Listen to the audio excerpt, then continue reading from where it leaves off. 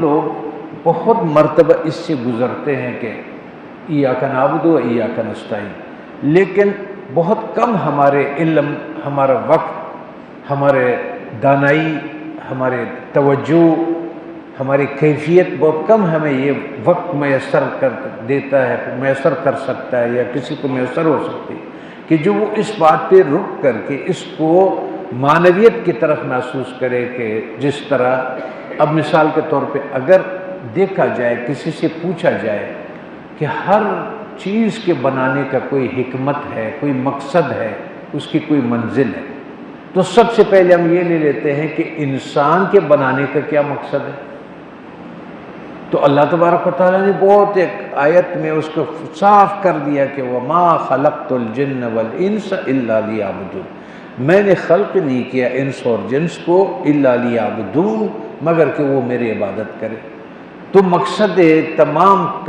اللہ تبارک و تعالیٰ نے جو کائنات بنایا، پھر اس کے نظام، پھر اس کے تمام چیزیں وہ لایا گیا انسان کے لیے، اور انسان کا جو مقصد بیان کیا گیا ہے بنانے کا، اور اس کا منزل جو رکھا گیا، اس کی کامیابی اور سعادت ابدی جو رکھا گیا ہے، یا اس دنیا کے سعادت اور خوشبختی اور امن اور سکون اور وہ سب کچھ رکھا، انہوں نے اپنی عبادت میں رکھ دیا۔ اب ہماری زندگی میں وہ کتنا ہمارے نظر میں ہے، کتنا ہمارے توجہ میں ہے، تو اس طرح سے ہے کہ جیسے میں کسی راستے سے گزر رہا ہوں اور میرے اس علاقے سے کوئی واسطہ نہیں ہے، توجہ نہیں ہے، تو میری زندگی گزر رہی ہے، لیکن مجھے اپنی نظر پہ اس پہ نہیں ہے کہ میرے یہ نعبدو کا مطلب کیا ہے۔ اگر مجھے جیسے بہت سارے لوگوں سے آپ پوچھیں کہ یہ نعبدو کا حقیقت کیا ہے، عبادت کا کیا ہے،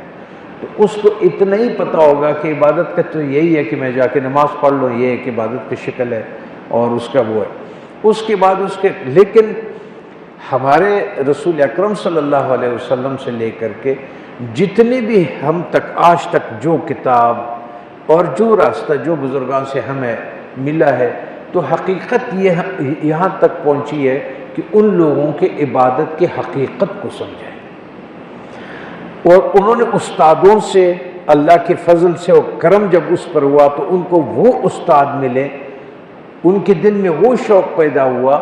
کہ جب میں عبد ہوں، میں بندہ ہوں، میں غلام ہوں، تو میں غلامی کیسے کروں، میں بندہ ہوں تو میں بندگی کیسے کروں، جب میرے اوپر فرض ہو جاتا ہے میں اس فرض کو ادا کیسے کروں، اس کا طریقہ کیا ہے، اس کا ٹائم کیا ہے اور کب تک ہے اس کا۔ تو یہ ساری چیزیں مل کر کے پتہ یہ چلتا ہے کہ انسان کے تخلیق اور انسان کا مقصد خالق رب العالمین کا یہ ساری چیزیں اس لیے ہے کہ بندہ میرے عبادت کرے۔ اور عبادت کو اگر ہم بہت مختصر سے بیان کر لیں کہ وہ عبادت سے مقصد معرفت الہی ہے کہ ہم اللہ تبارک و تعالیٰ کو پہچان لیں،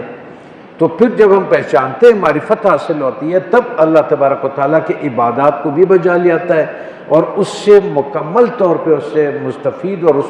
اس کی طرف وہ انسان داخل ہو جاتا ہے اس میں۔